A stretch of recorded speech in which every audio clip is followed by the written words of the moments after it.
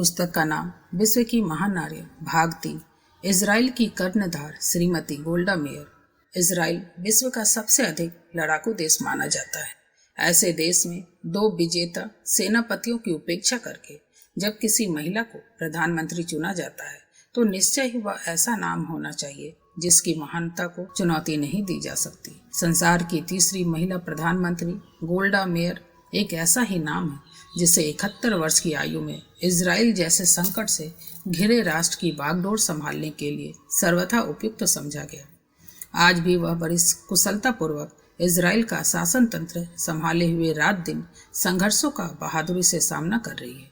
एकदम सादा वेशभूषा, सीधा सादा रहन सहन और सौम्य मुख मुर्दा पर चेहरा विवेकमय तेज से चमकता हुआ, वृद्धावस्था में भी सशक्त, सुगठित और प्रभावशाली व्यक्तित्व, आत्मविश्वास और आत्मगौरव से मंडित गोल्डा अपने देश की एक विश्वसनीय कर्णधार है, क्योंकि स्वतंत्र इजराइल की स्थापना में भी उनका बहुत बड़ा हाथ रहा है। गोल्डा मेयर एक स्वयं निर्मित व्यक्तित्व है।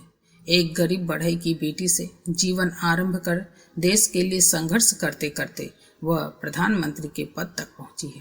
पसीने से लथपथ कारीगर पिता मारवोविच को कभी सपने में भी ख्याल न आया होगा कि उसकी बेटी आगे चलकर संसार के एकमात्र यहूदी राज्य की स्थापना में योग देगी, उसकी प्रधानमंत्री भी बनेगी। गोल्डा मेयर की कहानी अद्भुत साहस, निरंतर कार्यशीलता, संघर्ष और गहरी लगनशीलता की एक कहानी है और इसलिए बिना किसी भेदभाव के संसार भर की युवतियों के लिए एक प्रेरणा भी। गोल्डा मेयर का जन्म रूस के कीव नगर में 3 मई 1809 को हुआ।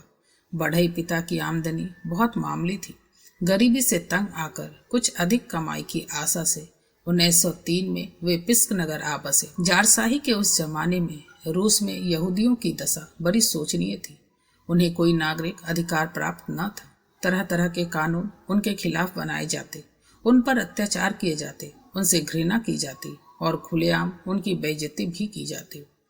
शहरों में उनके निवास के लिए कुछ अलग गंदी बस्तियां नियत थी। इनसे बाहर रहने की उन्हें इजाजत न थी। इस पर भी गुंडों के आक्रमण उन बस्तियों पर होते रहते थे। हत्या, लूट और बलात्कार के इस खुले माहौल में पुलिस कोई बाधा नहीं डालती थी।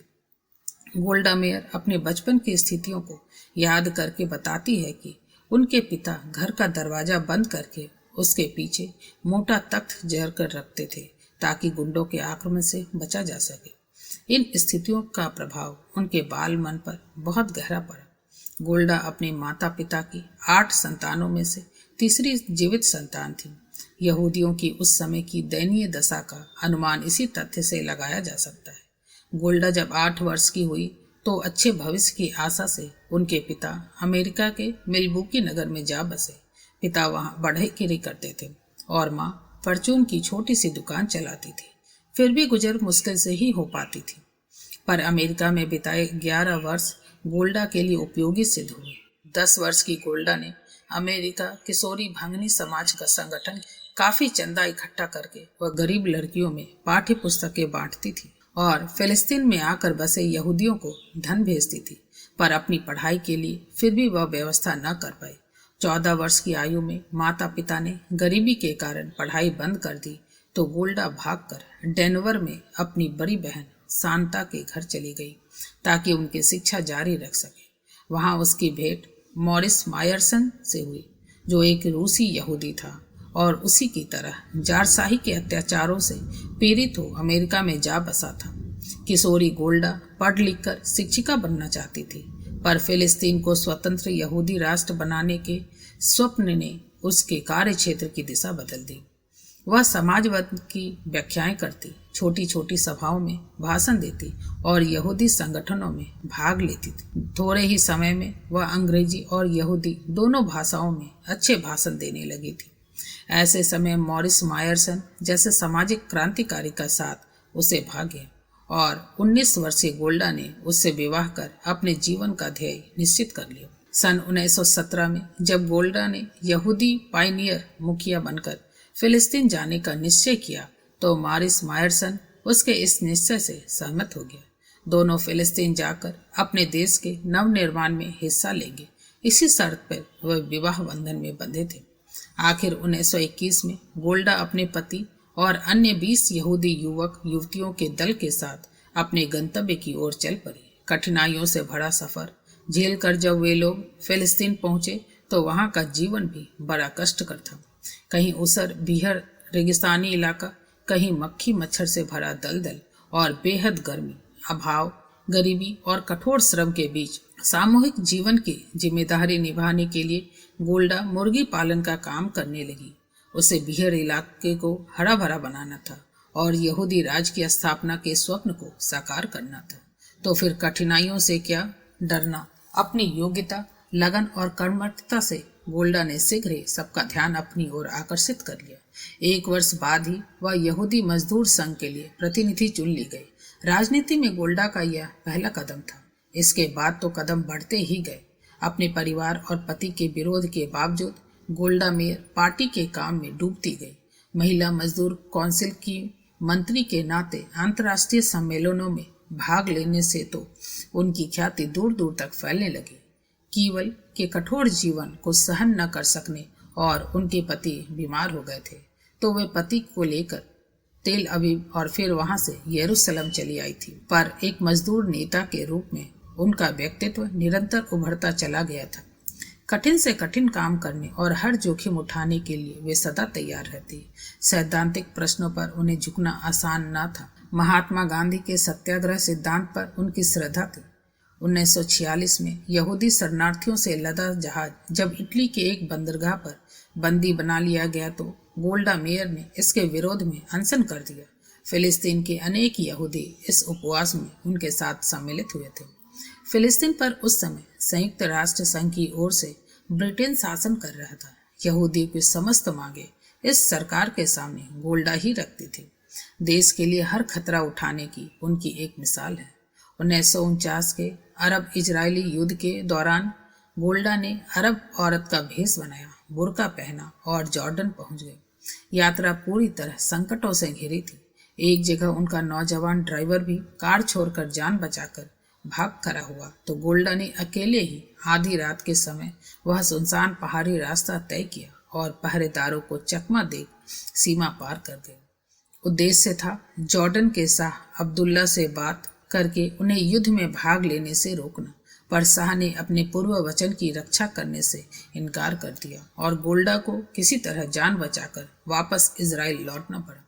यह वचन गोल्डा ने 1947 में उनसे लिया था।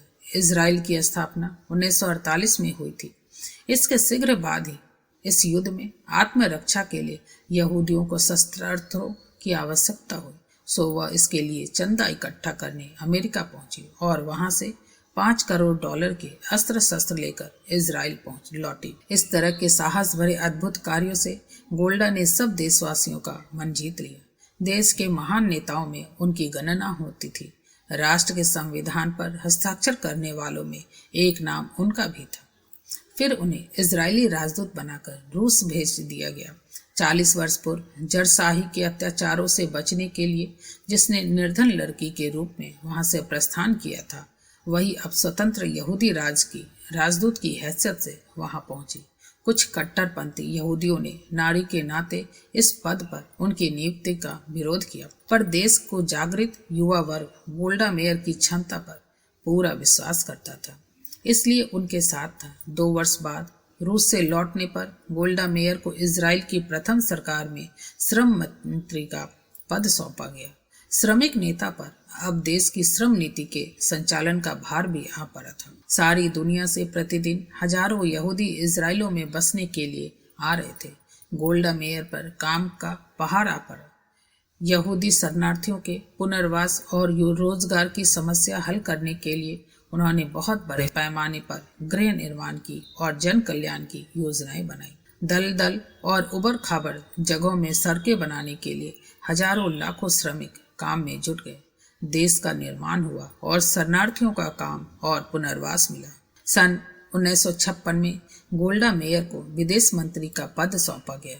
नए घरों, सड़कों, उद्योग धंधों के निर्माण में रुचि लेने वाली गोल्डा को अनिच्छा से श्रम मंत्री का पद छोड़कर विदेश मंत्री का दायित्व संभालना पड़ा, क्योंकि प्रधानमंत्री बेन गुरियन और विदेश मंत्री मोसे सोरेन से मतभेद हो जाने के कारण सोरेन को त्याग पत्र देना पड़ा था। पर नया क्षेत्र होने पर भी विदेश मंत्रालय और राष्ट्र संघ में गोल्डा ने जिस कुशलता का परिचय दिया वह उसकी अध्ययनशीलता, श्रम निष्ठा और लगन का प्रमाण है। अब 7 मार्च 1967 से वह इस वीर धीर महिला ने चारों ओर से शत्रुओं से घिरे इजराइल की बागडोर जिस मजबूती के साथ थाम ली है, उनकी वृद्धावस्था को देखते हुए यह एक आश्चर्यजनक घटना है। एक सैनिक नारी वृद्ध होकर भी सैनिक ही रहेगी, देश रक्षा के लिए चाहे जान ही क्यों न जोखिम में डालनी पड़े। इस बागडोर को थामते उनके हाथ कांपेंगे नहीं। पर यह सैनिक नारी एक शांति प्रिय नारी है।